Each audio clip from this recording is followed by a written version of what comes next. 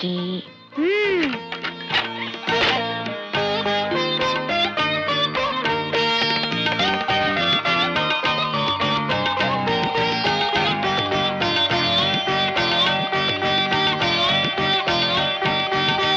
என்னடா உள்ள போனாரு, சத்தத்தை காணோம். இது நம்ம வீடு தானே, நான் சந்து போய் நிக்கிறது போல இருக்கு.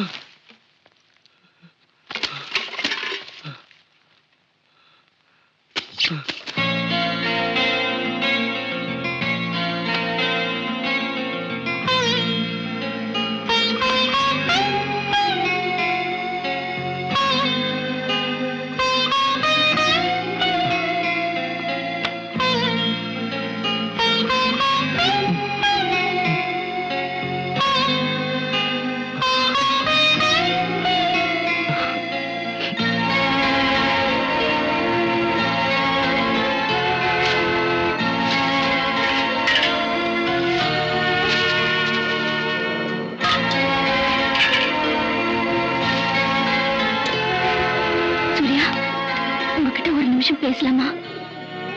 பேசுறதுக்கு அனுமதி கேட்க தெரிஞ்ச உனக்கு இந்த வீட்டுக்குள்ள நுழையறதுக்கும் அனுமதி கேட்க தெரிஞ்சிருக்கணும். என் வீட்டுக்குள்ள யாரும் வர வேண்டாம் நான் சொல்ல மாட்டேன்.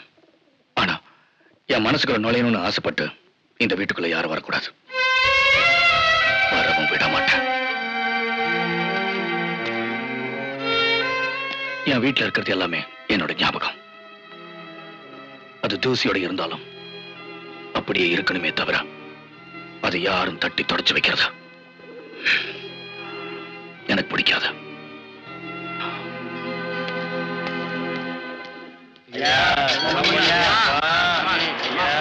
இல்ல சாப்பாடு இருக்கு, எல்லாரும்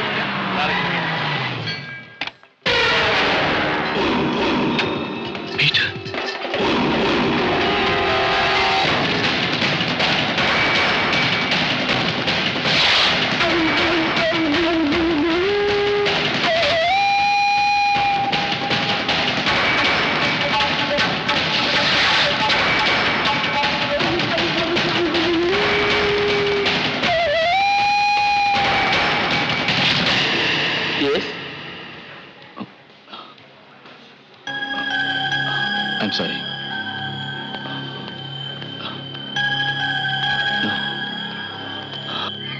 என்ன டீச்சர், அவர் ரொம்ப நல்லவர் டீச்சர். எனக்காக உயிரையே விடுறாரு. அதான் தெரியுமே. அவர் தனியாவே இருந்ததுனால திடீர்னு கோவம் வருது. ஆமா டீச்சர், என்ன பாத்துக்க அவர் இருக்காரு, ஆனா அவரை பாத்துக்க யாருமே இல்ல. நீங்க எங்க கூட வந்து அவரை பாத்துக்குவீங்களா? எனக்காக ப்ளீஸ்.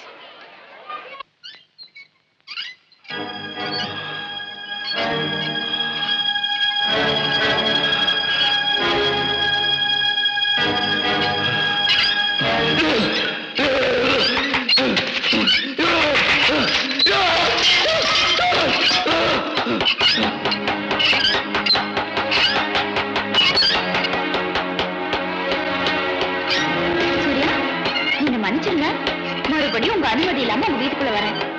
நீங்க என்கிட்ட பழகுனது, ராஜா என்கிட்ட பழகுனது, இது எல்லாத்தையும் வச்சு இந்த வீட்டுல நான் கொஞ்சம் அதிகமா உரிமை எடுத்துக்கிட்டேன். அதுக்காக நீங்க கோபப்பட்டது நியாயம்தான். ஆனா ராஜா என்ன சொன்ன தெரியுமா? நீங்க எங்களோட இந்த வீட்லயே இருந்துருங்கன்றா. என்ன பாத்துக்க அவரு இருக்காரு, அவரை பாத்துக்க யாருமே இல்லைங்கிறா.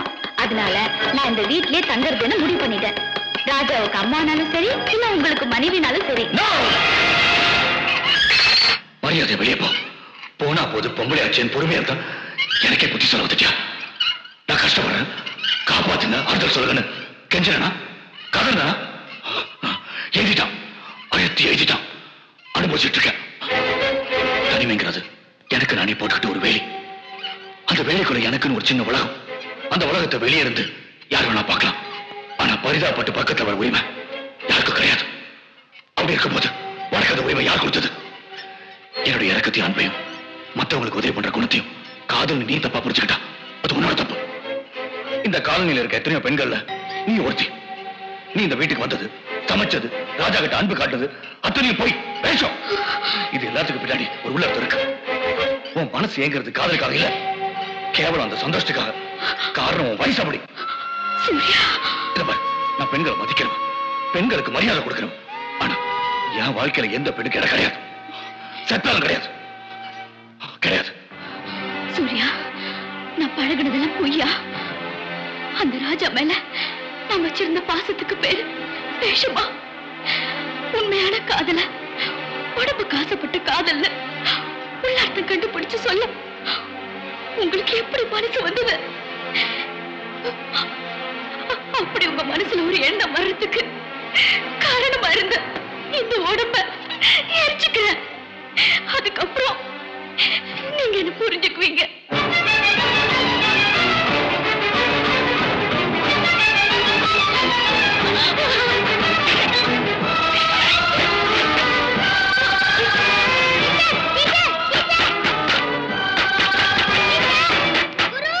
என்னடா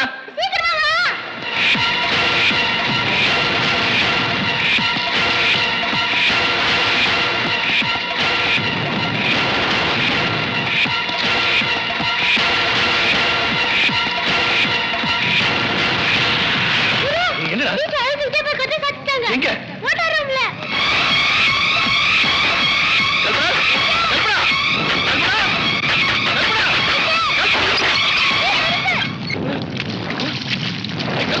சொல்றது கேளு.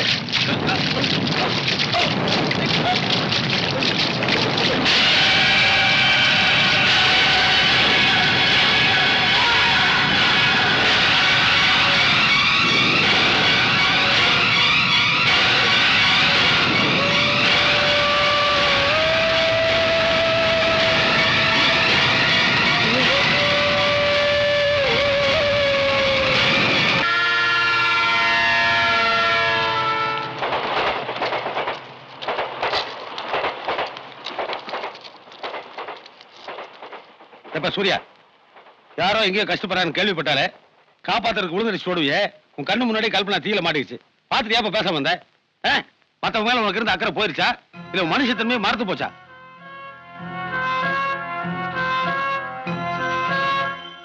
ஏப்பா கேட்கிறாருல, வாயத்திறன்னு சொல்ல. எல்லாருக்கும் முன்னாடி ஓடுனீங்க. அவன் நெருப்புல விழுந்து சாகிறத பாக்குறதுக்காக அவளை காப்பாத்த வேணாம் நினைக்கிற அளவுக்கு அவன் உனக்கு என்னப்பா துரோகம் பண்றான்? ஃபீல் பண்ணாதீங்க சார். யோ, உன் மேல நாங்கெல்லாம் வச்சிருந்த நல்ல அபிப்பிராயம் ஒரே நிமிஷத்துல சுக்குநூறாயி போச்சு. உன்னை சொல்லி குத்தம் இல்ல. உனக்கு ஒரு குடும்பம் குழந்தைகள் இருந்திருந்தா மத்தவ படுற கஷ்டம் உனக்கு புரிஞ்சிருக்கும். அடுத்தவங்களுக்கு ஏதாவது ஒரு பிரச்சனைனா துணிஞ்சு தோல் கொடுக்கறதுல எங்க சூர்யாவை போல யாருமே இல்லைன்னு நினைச்சுக்கிட்டு இருந்தோம். அந்த நினைப்புல நெருப்பள்ளி கொட்டிட்டியா? கேக்குறாங்களா, பதில் சொல்லி. சொல்ல மாட்டியா?